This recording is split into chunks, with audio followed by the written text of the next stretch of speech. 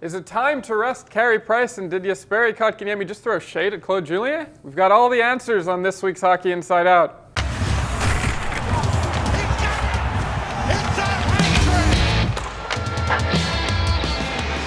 Welcome to this week's edition of Hockey Inside Out, which is being brought to you by Madison's New York Grill and Bar in downtown Montreal on Drummond Street. That's the one across the street from the Bell Centre.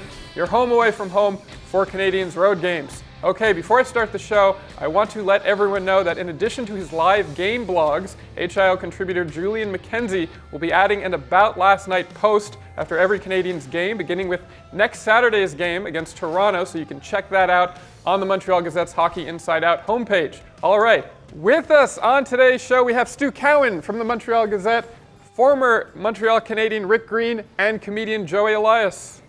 After being made a healthy scratch during last Thursday night's game in Buffalo, Jesperi Kotkaniemi was sent down to the AHL's Laval Rocket. Kotkaniemi couldn't have been too surprised by the move after scoring only 8 points in his last 36 games and averaging roughly 13 minutes of ice time.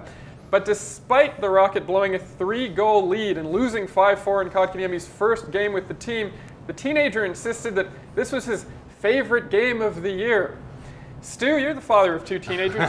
Does that sound like some classic teenage angst directed at Claude Julien to you? My son's the same age as Kotkaniemi, and he's a kid. I mean, and one of the refreshing things about him as a journalist is he doesn't have a filter on him yet. He says what he thinks. He's usually funny. He's obviously frustrated being sent down, but that was not a good message to send.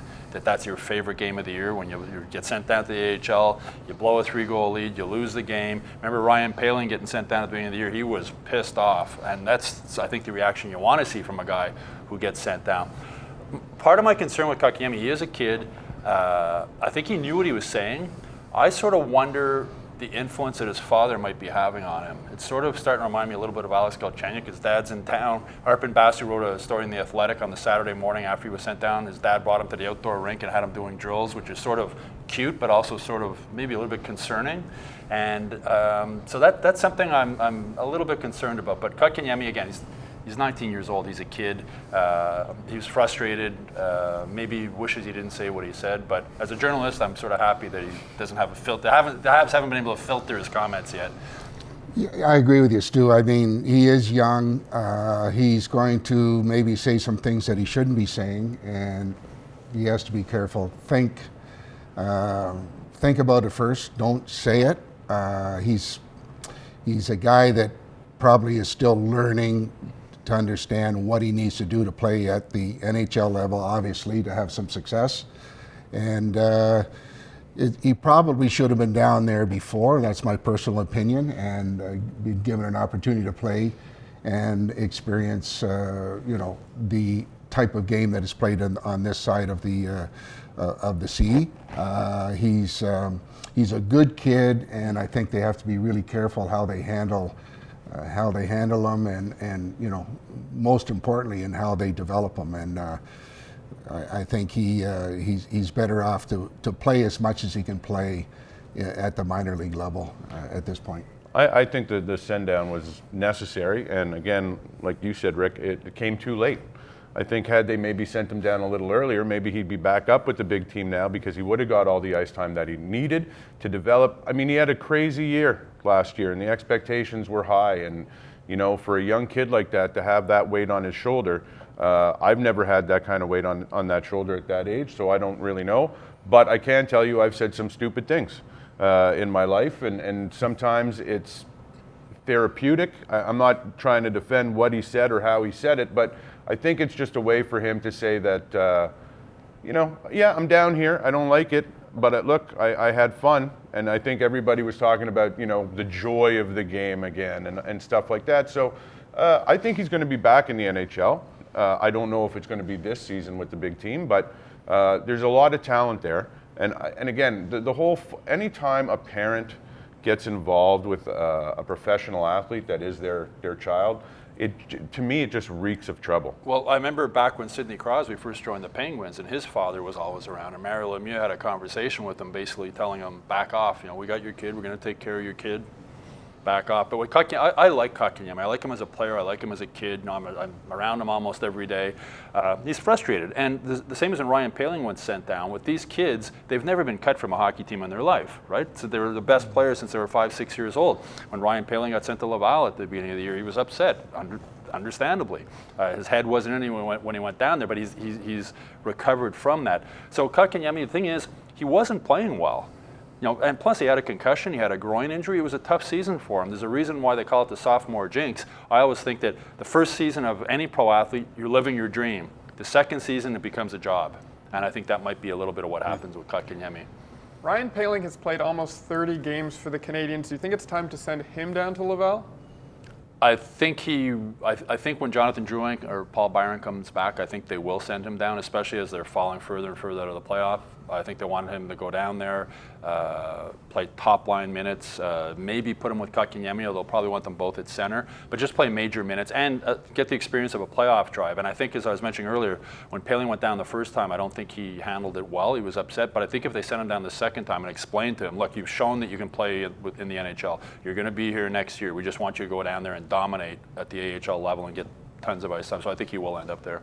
I think he does have to play, and again, he's got to develop, and I think the environment for him to develop his best game is to play down in the American League, play lots of minutes, play all kinds of situations, and give him a chance to get better. And I don't think it's fair to see some of these young kids basically sitting on the sidelines and not having the opportunity to play in situations to help them develop. And he should have been there earlier on in the year, and give him a fair opportunity to get better. I mean, I've been a Poehling fan all season. I've been rooting for him. I said he's going to be a Selke Trophy winner in the next 10 years. I understand what everybody's saying, but I'd like to see him finish the season with the big club. I think that if he's up here, and then once the Canadiens are eliminated, I don't want to say that they're going to be, and hopefully there's going to be a streak of wins, but once they're eliminated, then they could decide if they want him to go down or finish the season up here. But I just think at this point, why not even experiment with him on the first line or power plays? Give him extra time to see what he is capable of doing, and that's just my feeling. Well, the other possibility is if they do deal Nate Thompson, which I think they probably will. I think there'll be a lot of interest in Nate Thompson from other teams coming up to the trade deadline. Then I can see them maybe slotting Poehling into that fourth line center role and playing him there. To your point, I personally would not like to see them experimenting with anyone just yet until it's a 0% chance of the Habs making the playoffs. I want them to just go full force, and I don't think we're there yet. So personally. You're saying there's a chance? There's a chance. Is it still 1.1%? No, it's up. Oh, there you might go. Be 1.8, I think. Wow. I think it's like at 3. Okay. Okay. Yeah. See, that's okay. All right. Plan the parade. Which Canadiens player so far for you has been the biggest surprise? I'm going to say Ben Chiarot, only because his start to the season was so bad, and we were looking at, oh my, this is another Carl Osner situation where they signed this defenseman and he can't play in today's NHL. And then he figured it out, and he's played really well in all that thing, who's going to play with Shea Weber. Him and Weber together are a pretty good pair. And the thing I like about Chiarot, he's an athlete. He's a big athletic guy. I think whatever sport he would have played, he would have been good at. His grandfather played in the Grey Cup, won the Grey Cup with Hamilton. But he plays an athletic style on defense. He's physical. He covers a lot of ground. He's a better skater than I thought he was, and he seems to be getting more and more confidence offensively. So he's been a surprise to me just because of the early first 3-4 games he looked lost, but he figured it out, and kudos to him for doing that. I have to go with Nick Suzuki as a young kid coming in. The way he's handled himself, and obviously the way he's produced, and there's a classic example of personalities and how some guys adapt quicker than others.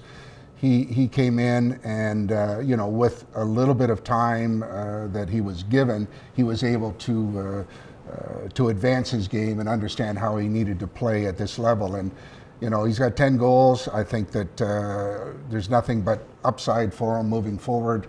And he's going to develop and bring a really good scoring touch to the organization, which obviously is badly needed. Does he remind you of anybody you played with or coached, Rick? let's see, we'll go back a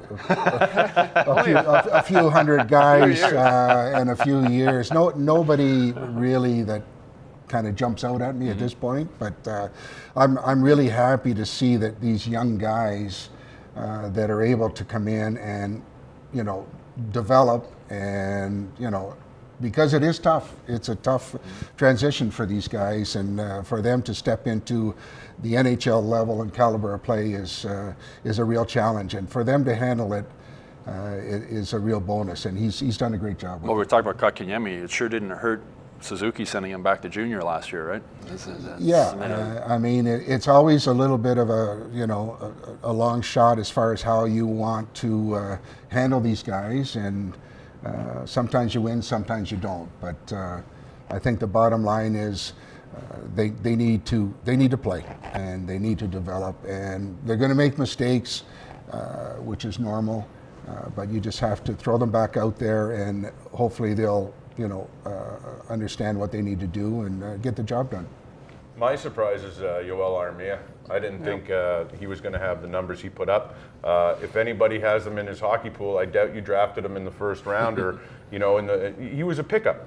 But he was a first-round pick, and we're seeing now why he was. With the skill absolutely. And the talent. He has everything. He can skate. He can shoot. You talk about hockey IQ. I am incredibly surprised at how well this guy can play all facets of the game. So I think that that was a pleasant surprise. The other surprise, I think, if you want to go for it, is the inability of every backup goaltender this team has had. Well, Armia he's got the whole pack. He's so big and strong. That shorthanded goal he scored in New Jersey, where he held the puck out and held off like two guys and then just roofed the shot. That's elite talent to be able to do that. Yeah. How many players on the team can you see scoring that goal in that same position? And even getting into the corners and winning those battles, protecting the puck, and just overpowering guys with his size and strength that they're missing a little bit more of that. When you see him he's a big dude. He's a big guy. When you see him, he's a solid player, and he can skate. I think, as I've said here before, I don't think he realizes how good he is. I think he's starting to realize now. I really not only can I play in the NHL, I can dominate at this level. I can especially shorthanded. He's amazing. Yeah, it's exciting to watch. All right, the first half of this episode has been brought to you by Madison's New York Grill and Bar on Drummond Street in downtown Montreal. That's the one across the street from the Bell Center. They do holiday parties and corporate events. Okay, where do you think the Canadiens would be at this point in the season if the team had not sustained so many injuries to so many key players? Well, I think obviously they would be much better off. They've had 18 losses by one goal games. I think that Drouin, who was playing so well for them, was a big part of the team and his ability to score and make the difference. But on the other side, there's a lot of teams that go through injuries, and there's a lot of teams that were able, Pittsburgh for an example, that found a way to continue to have success. And I think really it's a very big test of your depth that you have in the organization when you run into some key injuries. Who's going to come up? Who's going to step up in your organization that's going to fill that void at the time? And I think we saw the ability of some of the guys in key situations weren't able to get the job done. And the result is they got themselves in this situation where they're struggling to get to the playoffs again. The thing is, even when they were healthy earlier in the year, Carey Price struggled. So that was another big problem they had this season when Carey wasn't very good at the start of the season. He's found his form again. If this team was healthy and Carey Price played like Carey Price the whole season, as I wrote at the beginning of the season, I thought they would probably get in one of the wild card spots. I don't think they were good enough to finish in the top three in the division. But they're going to. Claude Julien keeps bringing it up all the time now. We were in a playoff spot when we had the injuries. If we didn't have the injuries, and a lot of people are criticizing, it's another excuse. They lost key players. We were talking about Yoel Armia before. They lost him. I think they were 2-8 or something when Armia was out of the lineup. They lost Gallagher for a while. It was Drouin. It's been key players that have been hurt, and they just don't have the depth to recover that. And as I mentioned, when Carey Price wasn't playing well, that didn't help either. But I mean, to answer your question, if they were healthy, I think they would have got into the playoffs as one of the playoff wildcard spots.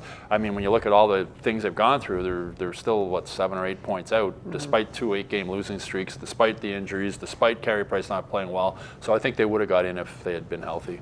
I think the biggest problem for them at the beginning of the season was the penalty kill. I mean, that may answer one of the why so many 1-goal games is when you can't kill off a penalty.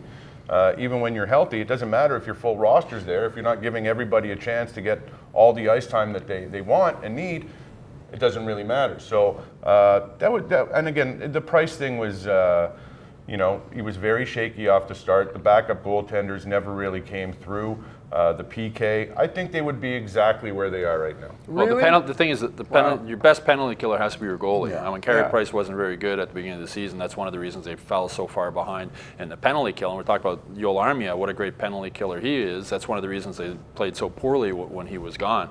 Again, it's key players that they can't afford. I don't know how many teams in the NHL, if you took 4 or 5 of their key players and put them out for significant times, that they'd be able to recover. Yeah, I mean, I agree with you, Stu. I think you're crazy, Joey. Most people do. I think, I mean, they would be on the bubble on the inside looking out if they didn't have, maybe 1 player, 2 players maybe get injured, but it had 4 key forwards get injured. People seem to forget that at the beginning, before Drouin's injury, they had an 11-8 record and they were scoring a lot of goals. Even with Carey Price's inconsistent play, they managed to score a lot. That all changed when Drouin got injured. Everyone who wants the team to rebuild, I think, should calm down. Let's see what the team looks like next year if they can remain healthy. Because I think if they can remain healthy, the younger players will develop. And, the rebuild has already kind of half begun anyways. People don't seem to realize The thing that. is, if Drouin hadn't been hurt, Domi would have a better season because they have a chemistry together. So that's part of the reason why Domi has struggled offensively this year. With the playoffs out of reach, or barring a miracle run, do you think they should be resting Carey Price? Not the way they've been playing. I mean, they're showing that there is no quit in this team. So the fact that, look, they're playing Toronto on Saturday. That's more than just a 4-point game. That's also, just the city alone. If the Canadiens can beat Toronto at this point, I think the fans will kind of get that feeling again that, wait a minute, these are the teams we're chasing and we're beating them. It's, a game like Anaheim where, again, on paper you look at it and you should say, well, I don't see why they shouldn't beat the Ducks, and then somehow they always kind of come out flat against these teams. Like Jersey last night, it took them, a Kansas City Chiefs come from behind win. They were motivated by Tardif and Mahomes, but I just don't. Yeah. The thing, it is impressive though how this team doesn't give up. Yeah. I wasn't in New Jersey. I was watching the game at home with my wife, and when it was 3-0, I said to her, "This is going to get ugly. Like these guys, they're battling the flu bug. The Price isn't there. They're just going to pack it in." And they didn't. Like they got that big goal from Armia. They came back, and I think that says a lot about Claude Julien. That the team hasn't given up on him. When players want a coach to get fired, they'll stop playing for him. But they're still playing. I mean, that was a really, really impressive comeback for a team where not only the guys that didn't play because they were sick, there was guys on the bench who were sick too. This flu bug has hit them hard. There was a lot of guys playing far from 100%. There were guys that went back to the draft, and they were throwing up. Hotel, They were throwing, but there was guys during the game who were throwing up. So that is impressive that they've been able to keep up. Last season we saw it where they never gave up, and despite all the problems they've had this season, they still don't give up. And the reaction when Kovalchuk scored the goal and just that sort of feeling within the team, I think is really impressive for a team that's gone through so many hard times this season. I mean, they like you said, they have worked and given everything they're able to give, for most of the season to date, and you can't knock them for that. And again, that's all a coach ever wants, is to make sure that they go as hard as they can go each and every night. Maybe they're not going to have, and obviously haven't had the success that they were hoping for, but the effort is there, and that's a compliment to the group, compliment to Claude and the coaching staff that he has them ready to play. They are playing the best they can play. They're not getting the results, but the effort has been huge. I mean, look at last night. Even the third and fourth lines really, really stepped up. Well, Dale Weiss, I mean, Fighting's coming out of the game, And I don't know how much of a boost. I don't know if that's overrated, the fight, but Weiss loves being a Montreal Canadien.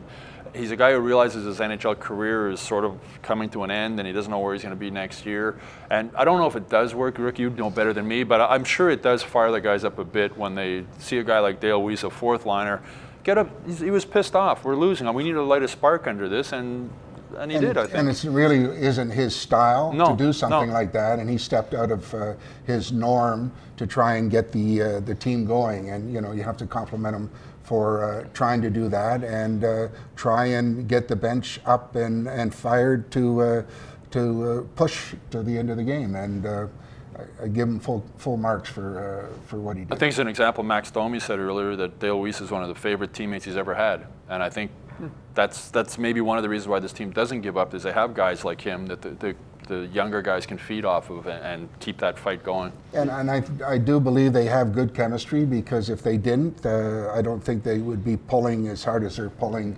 now. And they don't seem to have anybody that doesn't fit the mix from a standpoint of character. And it's a compliment to the group that's trying to get the job done right In New now. Jersey, they had every reason to pack it in, and they didn't. Yeah, I mean, I think the idea of resting Carey Price until there's a 0% chance of them making the playoffs is absurd.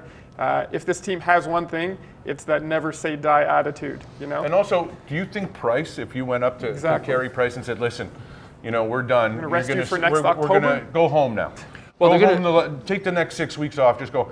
Carey Price is too much of a competitor. He would put up an argument for that. Well, Julien said the other day, and it'll be like last season, we're not going to see Carey Price practicing much at Brossard. We're not going to see, that's where he's going to get his rest. They're going to call up this LNAH goalie that they have that comes in to fill in practices, and I think Carey will practice when he feels like practicing or thinks he needs to. Otherwise, that's how they're going to rest him moving forward. And I think Carey has to play. Just, let him carry the ball at this point. Just give him every opportunity. He breeds confidence with the group. When you have a guy back in the net and you know that he's the real deal, he's going to give you a chance to win every night. Carey, has that ability to do that.